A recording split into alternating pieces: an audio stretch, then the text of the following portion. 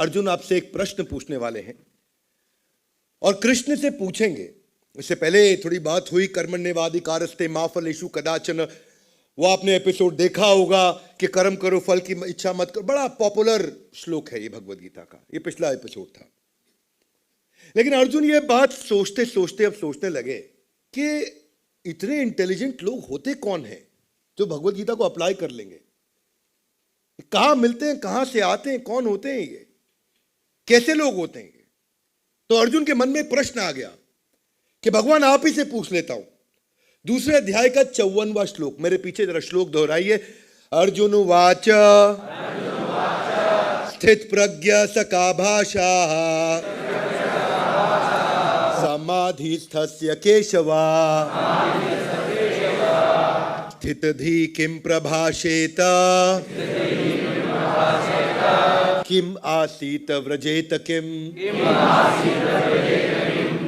तो क्या कह रहे हैं अर्जुन? यहां पे कह रहे हैं कि हे भगवान, जरा मुझे ये समझाइए कि स्थित प्रज्ञा, जरा हाथ आगे लाइए बड़ी, स्थित स्टेबल, प्रज्ञा मतलब इंटेलिजेंस, ऐसा स्टेबल इंटेलिजेंस वाला आदमी होता कैसा है? अगर आप किसी लीडर को जानना चाहते हो, देखना चाहते हो, समझना चाहते हो उसका बिहेवियर क्या है, रतन टाटा, मुकेश अंबानी, गौतम भाई अडानी बिजनेस कैसे करते हैं, क्या उनका व्यवहार है, कैसे मुझे सीखना है उनसे। जिसको बिजनेस सीखना है वो बिजनेस सीख रहा है। भगवद गीता में सब कुछ सिखाया जाता है। एक कम बुद्धि के व्यक्ति ने मेरे ऊपर अभी एक वीडियो भी बना दिया कि विवेक बिंद्रा बिजनेस कर रहे हैं, गीता में बिजनेस कर। भैया मेरे, तुम तो सुन लो पहले, भगवद गीता से जो चाहिए सब मिलेगा। ये कल्प वृक्ष है। कम ऑन, क्या है ये? कल्प वृक्ष है। ऐसे मेरी इच्छा बिल्कुल नहीं होती किसी को जवाब देने की वीडियो के लिए, लेकिन भगवद गीता कल्प वृक्ष है। संपूर्ण अपने आप में आपको शारीरिक, मानसिक, आध्यात्मिक, भौतिक, सांसारिक, व्यापारिक जैसा जीवन सुधारने का सुधारें, क्योंकि भगवद गीता संपूर्ण है। Would you agree with me loudly? Yes no? भगवान ने यह भी बताया कि शरीर कैसे अच्छा करते हैं, भोजन क्या करते हैं। अरे अध्यात्म तो बहुत ऊंची चीज, भगवान ने सब कुछ बताया गीता के अंदर। बहरहाल आपसे चर्चा करते हैं कि स्टेबल इंटेलिजेंस का व्यक्ति, दूसरा अध्याय चल रहा है, वो कैसे बिहेव करता है। स्थित प्रज्ञ सका भाषा, कि ऐसा व्यक्ति वो कैसे बोलता है, उसकी भाषा क्या है, किस प्रकार बैठता है, किस प्रकार चलता है, वो होता कैसा है। अर्जुन पूछ रहे हैं उसकी। देखिए हर एक व्यक्ति की ना एक कुछ सिम्टम्स होते हैं। धनी व्यक्ति के लक्षण होते हैं, उस कुछ लक्षणों से पता चलता है कि वो धनवान कहलाता है। और रोगग्रस्त व्यक्ति के कुछ लक्षण होते हैं जिनसे पता चलता है कि वो रोगी है। ठीक उसी प्रकार विद्वान व्यक्ति के कुछ लक्षण होते हैं जिससे पता चलता है कि वो विद्वान है। उसकी वाणी उसका लक्षण है, उसकी वाणी से पता चलता है कि वो विद्वान है। ऐसे ही अर्जुन जानना चाहता है उसके क्या लक्षण है। वो व्यक्ति जो स्थित प्रज्ञ, स्टेबल इंटेलिजेंस, हर व्यक्ति को, पूरे भारतवर्ष नहीं पूरी पृथ्वी में सबको स्टेबल इंटेलिजेंस बिल्ड करनी है, इसलिए भगवद गीता की शरण लेनी चाहिए। तो कृष्ण इसका उत्तर देना शुरू करेंगे। श्री भगवान वाच प्रजहाति यदा कामान सर्वान् पार्थ मनोगतान् आत्मनि एवात्मना तुष्टा स्थित प्रज्ञ तद उच्यते। तो ये श्लोक को हम डिटेल में नहीं लेंगे, लेकिन शॉर्ट में समझ लेते हैं। यहां भगवान कहते हैं कि when a man gives up all varieties of sense desire which arise from mental concoction, यानी कि मन में ना बहुत सारे मनगढ़ंत विचार होते हैं, कि जब कोई मानसिक मनगढ़ंत कहानी से उत्पन्न होने वाली कामनाओं को त्याग देता है। हाथ आगे लाइए। मन से मनगढ़ंत कहानियां उत्पन्न होती हैं, उनको त्यागना है। उसके बाद भगवान कहते हैं उससे क्या होगा? दुखेशु अनुद्विग्न मना सुखेशु विगत स्प्रिया। क्या अर्थ हुआ? कि दुख के अंदर अनुद्विग्न मना, वो दुख में डिस्टर्ब नहीं होगा। सुखेशु विगत स्प्रिया, वो सुख। तो ये एक ऐसा श्लोक पहले भी आया कि दुख में फिसले नहीं, सुख में उछले नहीं। सुना आपने? दुख में फिसले नहीं, सुख में उछले नहीं।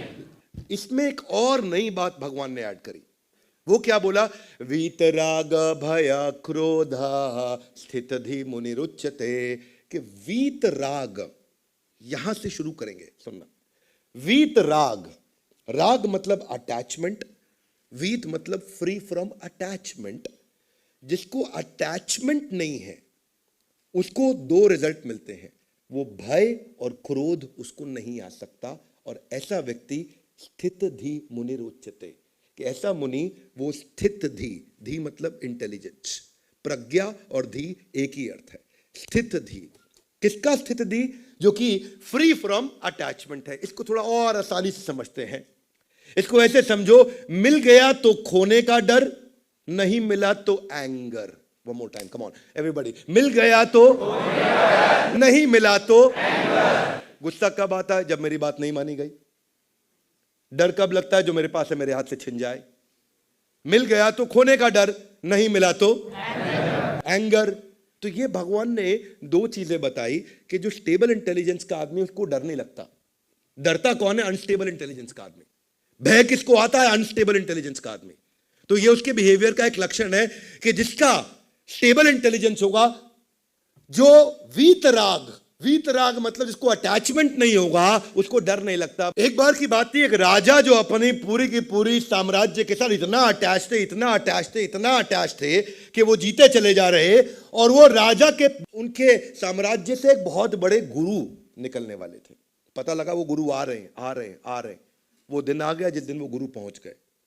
राजा ने सोचा इन गुरु को अपने यहाँ बुलाने से अच्छा मैं खुद ही गुरु के दर्शन करने जाता हूं, उनकी शरण लूंगा, तभी मैं उनसे कुछ सीख पाऊंगा। तो राजा जिस दिन वो गुरु आए, जिस कुटिया में विश्राम करने लगे, वहां जाकर के बाहर इंतजार करने लगे कि मैं आज गुरु से कुछ प्रश्न करूंगा। जैसे ही गुरु मिले, उनसे बोला कि मेरी बड़ी आसक्ति है, बहुत अटैचमेंट है, जिसके कारण बड़ा परेशान रहता हूं। मैं डिटैच्ड कैसे हो जाऊं, इसका मुझे उपाय दीजिए। मैं बड़ा खुश हो जाता हूं, कुछ जीत जाऊं, बड़ा दुखी हो जाता हूं, कुछ हार जाऊं, तो बड़ा इमोशनल प्लेटफॉर्म पे जीवन जी रहा हूं। गुरु ने कहा कोई बात नहीं, दो कागज के टुकड़े लाओ। दो कागज के टुकड़े गुरुजी के सामने लाए गए। गुरुजी ने एक कागज का टुकड़ा लिया, उस पर कुछ लिखा, बंद कर दिया, फोल्ड कर दिया। दूसरा कागज का टुकड़ा लिया, उस पर भी कुछ लिखा, उसको भी फोल्ड कर दिया। राजा बैठ के वहां सब देख रहे थे, ये क्या कागज पर लिख रहे हैं? मैं बड़ा सीरियस प्रश्न पूछ रहा हूं, ये कुछ चिट्ठी बना रहे। तभी गुरु ने कहा, राजन जिस दिन तुम बहुत खुश होगे ना, ये पहली चिट्ठी मेरी खोल के पढ़ लेना, और राजन जिस दिन तुम बहुत दुखी होगे, ये मेरी दूसरी चिट्ठी खोल के पढ़ लेना। राजा बोले, गुरु ने बड़ा कस्टमाइज सोल्यूशन दिया है।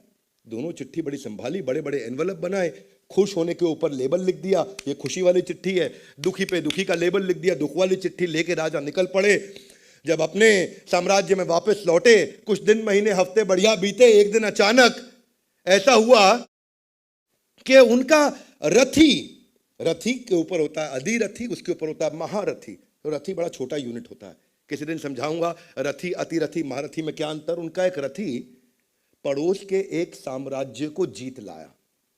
राजा बहुत खुश हुए कि मुझे ना अधिरथी लगा ना महारथी लगा, पड़ोस के साम्राज्य को जीत लाया। अब इतना खुश हुआ तो उनको याद आया गुरु की बात, जब बहुत खुश होंगे तो खुश वाली चिट्ठी खोल लो। और जैसे ही उन्होंने खुश वाली चिट्ठी खोली, खुश वाली चिट्ठी खोलते ही अचानक पढ़ा तो उसमें क्या लिखा? उसमें लिखा इट इज टेम्पररी, ये थोड़े समय के लिए है।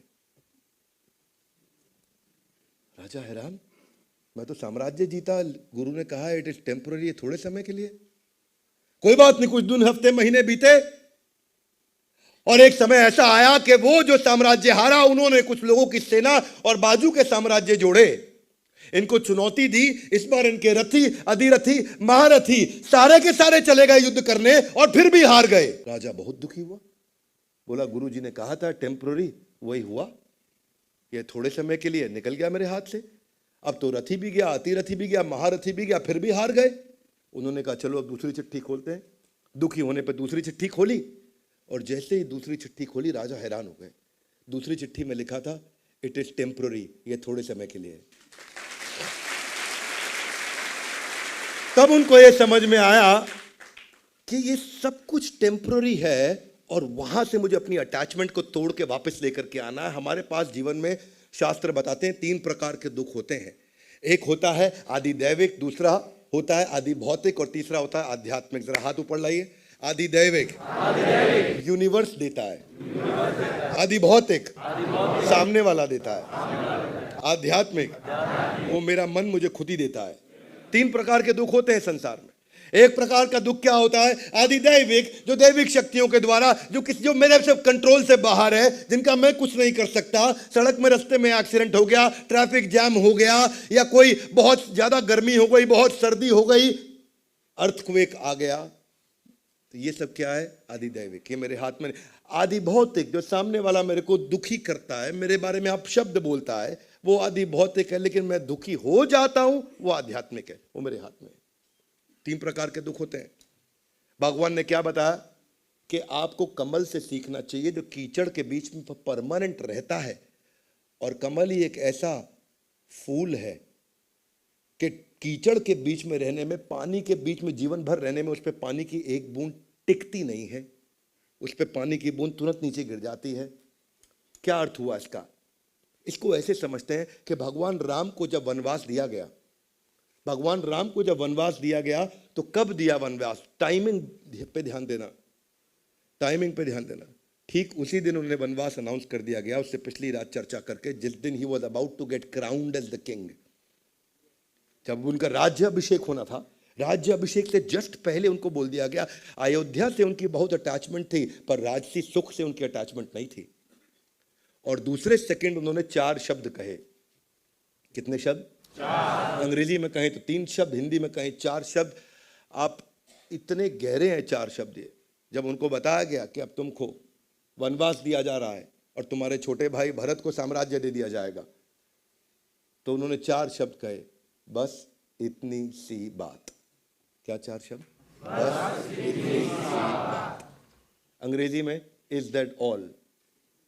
इतनी छोटी सी बात। भगवान राम का भयंकर डिटैचमेंट, इतना भयंकर डिटैचमेंट कि वो, उनको इनहेरिटेंस नहीं चाहिए, अयोध्या वासियों से प्रेम था। सो डिटैचमेंट उनका अपने पिता और माता के कंफर्ट के लिए था। और उसी को बोला, अर्जुन ने पूछा स्थित प्रज्ञ स का भाषा? भगवान ने बोला, अर्जुन ने पूछा किम प्रभाषेत किम आसीत व्रजेत किम, वो कैसे होते हैं स्थित प्रज्ञा वाले? तो भगवान ने उत्तर दिया, वीत राग भय क्रोध। जिसको कोई अटैचमेंट नहीं, ना तो उसको भय आएगा ना क्रोध आएगा। मतलब क्या है? हमारा क्या है? हमारा है मिल गया तो खोने का डर, नहीं मिला तो एंगर। और भगवान राम का क्या है? ना खोने का डर ना एंगर। ये हम में और भगवान राम में अंतर। ना खोने का डर ना एंगर। क्या उनको क्रोध आया कि मुझसे सब कुछ छीन लिया? क्या उनको डर लगा मुझसे सब कुछ छीन लिया? वीत राग भय क्रोधा। लेकिन क्या हमारी बुरी आदतों से इतनी भयंकर अटैचमेंट होती है, इतनी भयंकर बुरी आदतों से अटैचमेंट होती है कि हमसे छीन लिया जाए तो बहुत दिक्कत होती है। वैसे एक आदमी, आजकल तो आप सुन ही रहे हैं कि जो है ना, लिवर खराब हो जाता है शराब पीने से। तो अखबार में बड़ी लंबी चौड़ी खबर, एक लंबा आर्टिकल आया हुआ कि कल केवल दिल्ली शहर के अंदर शराब पीने के कारण लीवर खराब होने से 8 मौतें हो गई। तो आदमी अखबार पढ़ रहा था, शराब पीने से लीवर खराब हुआ, 8 मौतें केवल दिल्ली में हो गई। चोट से अखबार बंद किया और पत्नी के सामने चला, आज से बंद। पत्नी बड़ी खुश हुई, बहुत अच्छा किया, आज से तुमने शराब बंद कर दी। नहीं, आज से अखबार बंद। भगवान कह रहे वीत राग भय क्रोध ना। इनका अटैचमेंट इतना ज्यादा है। देखो, ये अटैचमेंट वर्सेस डिटैचमेंट को मैं आपको समझाता हूं। ये क्या है? ये सब मन में। ए one more time, come on. कहां है सब? आधा गिलाई। कैसे?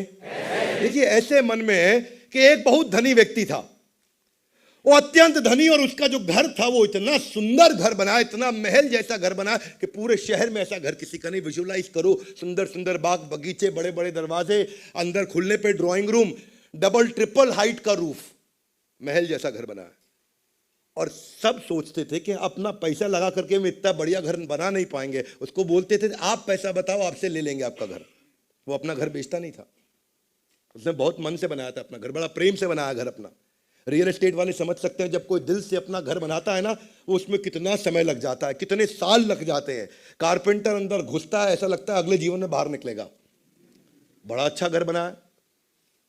लेकिन अभी 3 बेटे और पत्नी के साथ आनंद से वहां रहता था, व्यापार करता था। एक दिन व्यापार के कारण उसको विदेश जाना पड़ा। बहुत दिन बाद जब विदेश से वापस लौटा और घर के सामने आया तो बड़ी भीड़ लगी हुई घर के बाहर। भीड़ को चीरते हुए आगे गया, हैरान हो गया, ये क्या हो रहा है? आग लगी पड़ी पूरे मकान में, और आग बढ़ती गई, पूरा मकान जल गया उसका। और खड़ा होकर जोर जोर से रोने लगा, जोर जोर से रोने लगा, हे भगवान ये क्या हो गया मेरे साथ। बाकी लोग तो देख रहे थे, उनका घर नहीं जल रहा, इसका घर जल रहा। ये रोने लगा, बहुत रोया। वहां पे अचानक भागता हुआ उसका सबसे बड़ा बेटा आया, पिताजी पिताजी क्यों रो रहे हैं आप। बोला घर जल गया, रोऊंगा नहीं तो क्या करूं। मत रोइए। बोले क्यों। आपके पीछे से मैंने आपको बताया नहीं, ये मकान में एक आदमी आया, मुझे बोला मकान चाहिए, मैं कहा नहीं दूंगा। बोला चाहिए, मैं कहा नहीं दूंगा। बोला 2 गुना दाम, मैं कहा नहीं दूंगा। बोला 3 गुना दाम, मैंने कहा चल ले ले। आपके आने से पहले 3 गुना दाम पे मकान बेच चुका था मैं। पिता बहुत खुश हुए, बहुत खुश हुए। तू तो बहुत बुद्धिमान बालक निकला, तू 3 गुना पे मकान बेच आया। अब हमारा नहीं है, किसी और का जल रहा है। आराम से बाकी सैकड़ों लोगों की तरह देखने लगा। तभी दूसरा बेटा भागता हुआ आया, पिताजी आप आराम से कैसे खड़े हैं। बोले हमारा नहीं जल रहा है, उसका जल रहा है। अरे नहीं पिताजी हमारा ही जल रहा है। बोले कैसे। बोला इसलिए जिसको बेचा है उससे खाली बयाना लिया है 10%, जली हुई राख का कोई 90% देगा नहीं। ये फिर रोने लगा, फिर रोना चालू। और आप बहुत लोग देख रहे हैं और ये रो रहा। इतना जोर जोर से चिल्लाने लगा, इतना जोर जोर से, हाय मेरा मकान जल गया, 10% पेमेंट आई है, 90% जल गया, मेरा मकान जल गया। इतने में भागता वो तीसरा बेटा आया, पिताजी रो क्यों रहे हैं। बोला मेरा मकान जल रहा है। नहीं नहीं पिताजी अभी बताता हूं। वो आदमी इतना ईमानदार निकला कि मैं उससे अभी फोन पे बात करके आया। बोला किसको पता था मकान जलेगा। बोला कमिटमेंट इज कमिटमेंट। अब ये मकान जला होता या नहीं जला होता, मुझे पूरे पैसे देने थे, मैं अभी भी पूरे ही पैसे दूंगा और अभी लेकर के आ रहा हूं। वो वापस खुश हो गया। बोला किसी और का जल रहा है। इतनी सारी देर में बदला क्या। कुछ भी नहीं बदला। ना मकान बदला, ना आग बदली, ना वहां खड़े हुए लोग बदले, ना खरीददार खरीदने वाला बेचने वाला बदला तो सिर्फ मन में भावना, ये मेरा है, ये मेरा नहीं है, ये मेरा है, केवल भावना बदल रही थी जिसके कारण वो रो रहा था। वही भगवान कह रहे हैं वीत राग भय क्रोधा स्थित धीमु निरुच्यते।